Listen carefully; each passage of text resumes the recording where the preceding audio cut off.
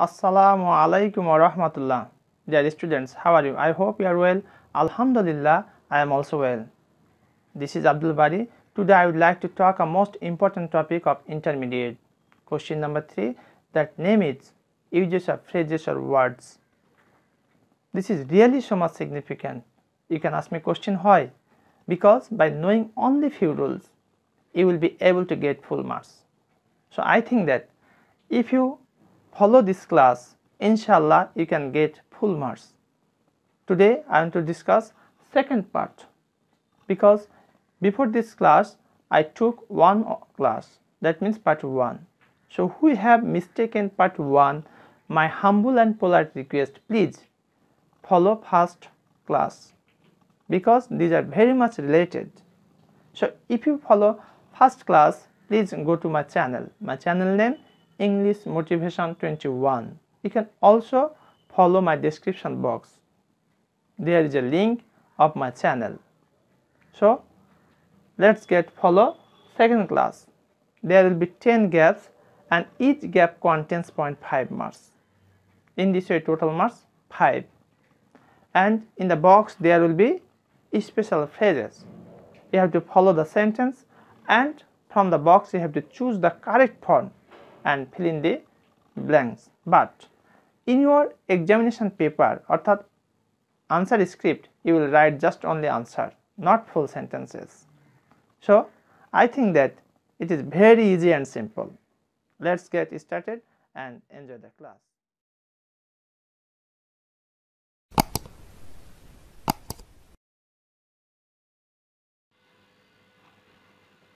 Rules for question number 3. আমরা প্রথম পার্টে 1 থেকে 10 পর্যন্ত অধিক গুরুত্বপূর্ণ ইউজেস অফ ফ্রেজেস এবং ওয়ার্ডস নিয়ে কথা বলেছি। প্রিয় শিক্ষার্থী ভাই বোন, যারা আমার পার্ট 1টি দেখো নাই, আমি রিকোয়েস্ট করবো আমার চ্যানেলের ডেসক্রিপশনে আমার চ্যানেল লিঙ্ক দেওয়া হয়েছে, সেখানে গিয়ে তোমরা সরাসরি এইচএসসি এবং আলিম যে একাডেমিক ইংলিশ কোর্স রয়েছে প্লেলিস্টে গিয়ে সেখান থেকে সুন্দরভাবে তোমরা এটা দেখতে পারবে। তো চলো আমরা আজকে পার্ট 2 নিয়ে কথা বলবো। এখানে আমরা 11 থেকে 22 পর্যন্ত রুল নিয়ে বিস্তারিত কথা বলবো, এবং আশা করছি তোমরা পার্ট 1 এবং পার্ট 2 যদি মনোযোগ সহকারে এই ক্লাসটি দেখো এবং উপলব্ধি করো, ইনশাআল্লাহ তোমাদের এই রুলস ফর কোশ্চেন নাম্বার 3তে কোনো সমস্যা থাকবে না, কারণ এখানে সেভাবেই বোঝানোর চেষ্টা করেছি। আর এখানে স্ট্রাকচার দেওয়া হয়েছে, পাশাপাশি বোর্ডের যে প্রশ্ন সেখানে সংযুক্ত করে তোমাদের দেখানোর চেষ্টা করেছি। তো চলো আমরা 11 নম্বর শুরু করি। ইট ইজ টাইম অথবা ইট ইজ হাই টাইম, এখনই উপযুক্ত ভালো সময় বোঝানোর ক্ষেত্রে আমরা ইট ইজ টাইম অথবা ইট ইজ হাই টাইম ব্যবহার করে থাকি। It is time, it is high time দ্বারা বোঝায় যে কোনো কাজ শুরু করার সঠিক সময় ইতোমধ্যেই চলে গেছে, সুতরাং আর দেরি করা যাবে না, এখনই শুরু করতে হবে। এরকম ক্ষেত্রে আমরা ইট ইজ টাইম অথবা ইট ইজ হাই টাইম ব্যবহার করি। স্ট্রাকচার যারা খেয়াল করো, ইট ইজ টাইম অথবা ইট ইজ হাই টাইমের পরে 2 + V1 + এক্সটেনশন। তাহলে এখান থেকে সহজেই তোমরা মনে রাখতে পারো, গ্যাপের পর যদি 2 + V1 + এক্সটেনশন থাকে তাহলে ওখানে আমরা কি বসাবো? ইট ইজ টাইম অথবা ইট ইজ হাই টাইম বসাবো।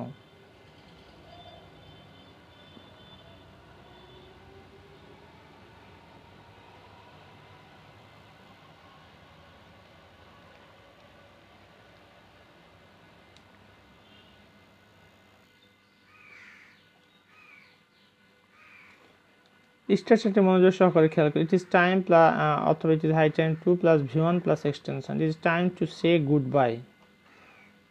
এটার ক্ষেত্রে আরেকটা স্ট্রাকচার রয়েছে, ইট ইজ টাইম অথবা ইট ইজ হাই টাইমের পরে যদি সাবজেক্ট প্লাস V2 থাকে, অর্থাৎ গ্যাপের পরে সাবজেক্ট এবং ভার্বের পাস্ট ফর্ম যদি থাকে, তাহলে উক্ত গ্যাপে আমরা কি বসাবো?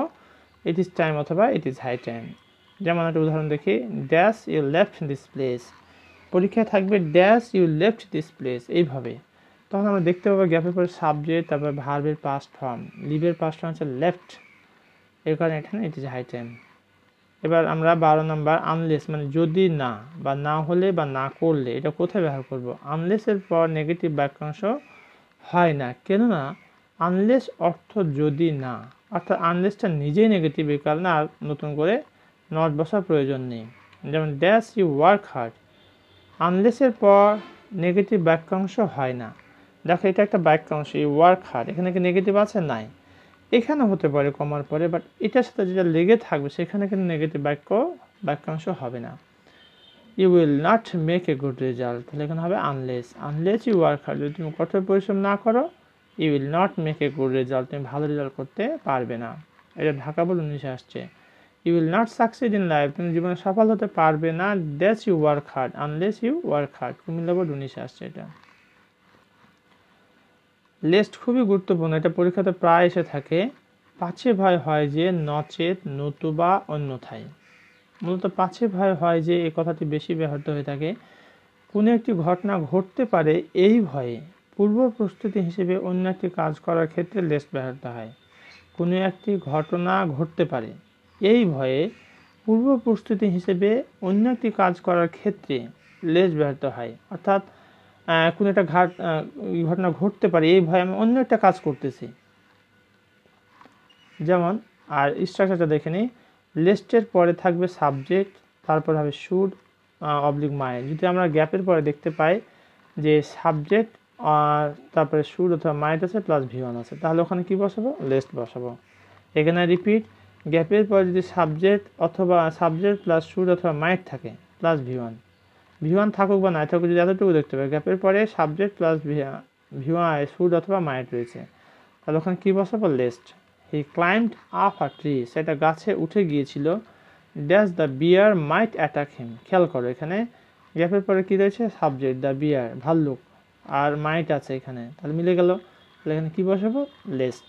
হি climbed up a tree lest the bear might attack him, সে একটা গাছে উঠে গেছিল, পাছে ভয় হয় যে ভাল্লুক তাকে কী করতে পারে? আঘাত করতে পারে, আক্রমণ করতে পারে। অকফা, দ্রুত হাঁটো। Dash you should miss the bus, তুমি বাসটা মিস করতে পারো এই ভয়ে তুমি দ্রুত হাঁটো। আচ্ছা, এবার দেয়ার, শুধু সেন্টেন্স শুরু করার জন্য দেয়ার ব্যবহৃত হয় বলে একে ইন্ট্রোডাক্টরি বা প্রিপারেটরি দেয়ার বলে। ইন্ট্রোডাক্টরি দেয়ার দিয়ে সেন্টেন্স শুরু হলে উক্ত সেন্টেন্সে ভার্ব সাবজেক্টের আগে বসে। ভার্ব কোথায় বসবে? সাবজেক্টের আগে বসবে। কোথাও কোনো কিছু আছে বা ছিল প্রকাশ করার জন্য দেয়ার দিয়ে বাক্য শুরু করি। যেমন, dash is a hue and cry on the road, dash is a hue and cry on the road, রোডে শোরগোল। হিউ অ্যান্ড ক্রাই মানে শোরগোল, গন্ডগোল বা গোলমাল। Dash exist no life on Mars. এবার আমরা ইটের ব্যবহারটা দেখব। দেয়ারের নাই ইটও যখন বাক্যের শুরুতে বসে তখন তাকে ইন্ট্রোডাক্টরি ইট বলে। ইটের ব্যবহার জড় পদার্থ, ছোট শিশু, ইতর বা নিম্ন শ্রেণীর প্রাণী, ঋতু বা আবহাওয়া, সময়, দূরত্ব, পূর্বে উল্লেখিত সাবজেক্ট নির্দেশ করতে, পূর্বের বক্তব্যকে পরে উল্লেখ করতে এবং পরের বক্তব্যের পূর্বাভাস দিতে পরবর্তী কোনো নাউন বা প্রোনাউনের উপর জোর দিতে ইট ব্যবহৃত হয়। এখানে যতগুলো বলেছে তার মধ্যে জড় পদার্থের ক্ষেত্রে বেশি ব্যবহৃত হয় ছোট শিশু বা প্রাণী, এই বিষয়গুলো আমরা স্মরণ রাখবো।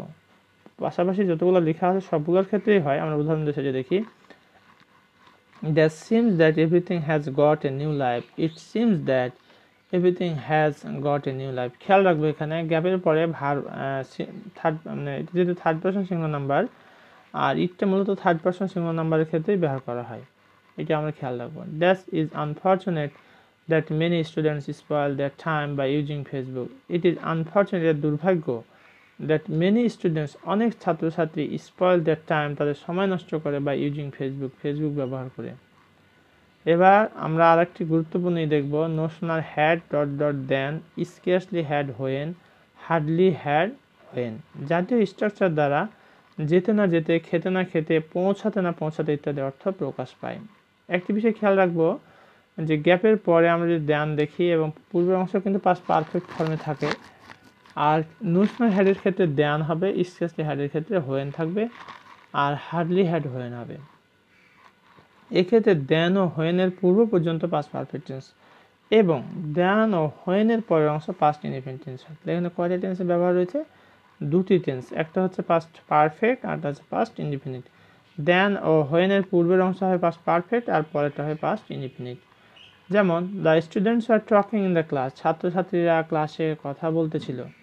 No sooner had the teacher entered the class than they stopped talking. এখন তোমরা বুঝবে কি করে যে এটা এখানে আমি নোশনাল হ্যাড বসাবো? এটা তোমাদের বড় একটা প্রশ্ন হতে পারে। সেক্ষেত্রে আমার সহজ পরামর্শ হচ্ছে গ্যাপের পরে তোমরা দেখতে পাবা সাবজেক্ট আছে, গ্যাপের পরে কি আছে, সাবজেক্ট, আর একটু পরে গিয়ে দেন।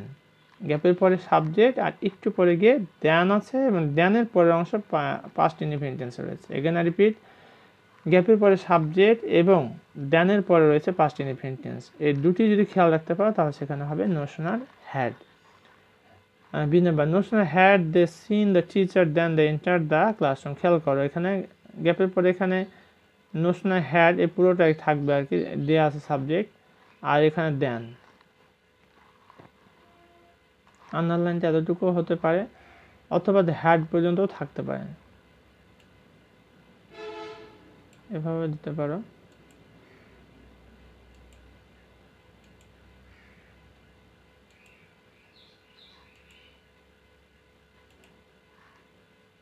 এবার ইউজ টু বা বি টু, ভবিষ্যৎ বাধ্যবাধকতা বোঝাতে আমরা is to, am to, are to ব্যবহার করে থাকি, এবং অতীতে বাধ্যবাধকতা ছিল এমনটি বোঝাতে ওয়াজ টু বা ওয়ার টু ব্যবহার করে থাকি। যেমন ইউ আর টু, এখানে আন্ডারলাইন করতে হবে,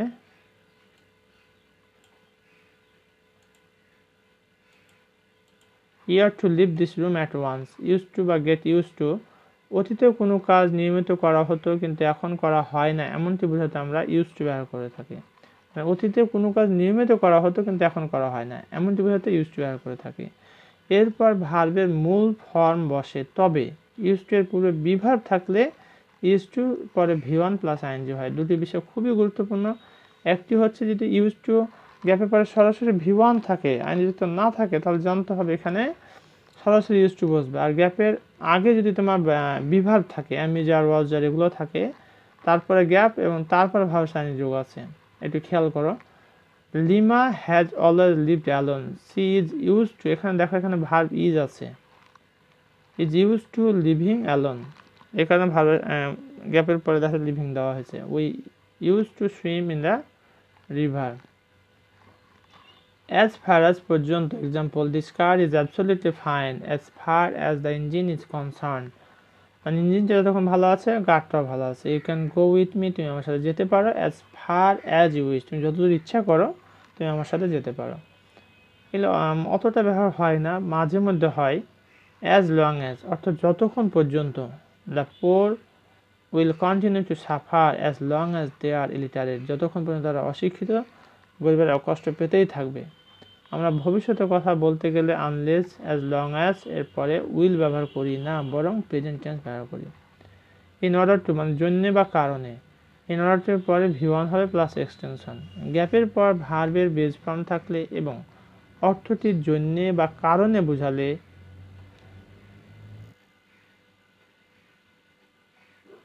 উক্ত গ্যাপে ইন অর্ডার টু বসবে। উদাহরণ দিয়ে একটু খেয়াল করে, student must work hard in order to get themselves admitted into universities. দেখো এখানে গ্যাপের পরে ভি1 আছে, ইন অর্ডার টু এর পরে কি হয় ভি1। A crow felt very thirsty, একটা কাক পিপাসা অনুভব করেছিল, so it was flying here and there in order to find water. তাহলে একটা বিষয় খেয়াল রাখবো, আমরা গ্যাপের পরে যদি ভি1 থাকে, ভার্বের প্রেজেন্ট ফর্ম থাকে, উক্ত গ্যাপে কি বসাবো আমরা ইন অর্ডার টু বসাবো। বাট ফর না হলে, অতীতে কোনো একটি কাজ যদি না ঘটতো এমন অভিব্যক্তির জন্য আমরা বাট ফর ব্যবহার করি। এটি সিম্পল সেন্টেন্স এবং পারফেক্ট কন্ডিশন প্রকাশ করে। But for your timely intervention I would have been assaulted by them, I was just a victim of circumstances. এখানে বাট ফর বসানো হয়েছে।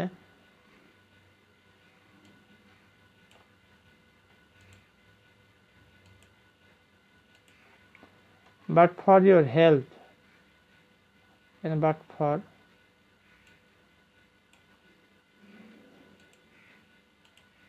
but for your help I can't go ahead, so I am badly in need of your help. আজকে আমাদের শেষ যে অংশটি সেটা হচ্ছে ইন কেস, যদি। আমরা সাধারণত সম্ভাব্য ভবিষ্যতের কোনো পরিস্থিতির কথা ভেবে আমাদের যা করা উচিত তা বলতে ইন কেস ব্যবহার করে থাকি। যেমন tomorrow I will be very busy, so I will say good bye now, in case I don't see you again. মনে রাখবে ইন কেস এবং ইফের ব্যবহার এক নয়, ইন কেস এবং ইফের ব্যবহার এক নয়, দুটি ব্যবহারে সূক্ষ্ম পার্থক্য রয়েছে। We will buy some more food in case Rahim comes, অথবা we will buy some more food if Rahim comes. দেখো আমরা এখনই কিছু খাবার কিনে রাখবো, তাহলে রহিম আসলেও আমাদের কাছে যথেষ্ট খাবার থাকবে। এখানে বোঝানো হয়েছে সম্ভবত রহিম আসবে।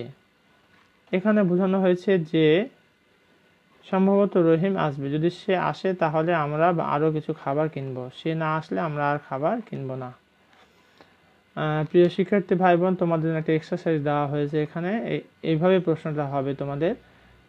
আর এতক্ষণ পর্যন্ত পার্ট 1 এবং পার্ট 2 যারা দেখেছো, আমার আত্মবিশ্বাস এখানে যে ব্যবহারটি দেওয়া হয়েছে তোমরা অনায়াসে সেটি পারবে। তো তোমরা এটা চেষ্টা করো, দেখে পারো কিনা।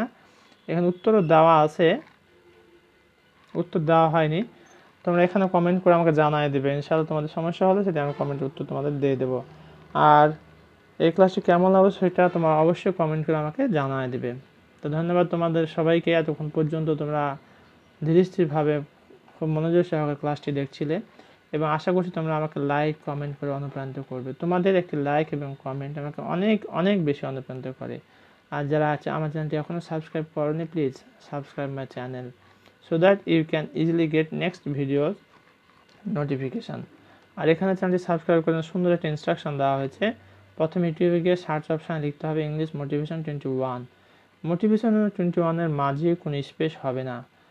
এরপরে সাবস্ক্রাইব বাটন দেবে, দেন প্রেস ইট, দেন সাবস্ক্রাইব হয়ে যাবে, then bell icon button press it. ধন্যবাদ সবাইকে, সুস্থ থাকো, ভালো থাকো, এবং পরবর্তী ভিডিওতে আবার তোমাদের সাথে কথা হবে। ধন্যবাদ সবাইকে। আসসালামু আলাইকুম ওয়া রাহমাতুল্লাহ।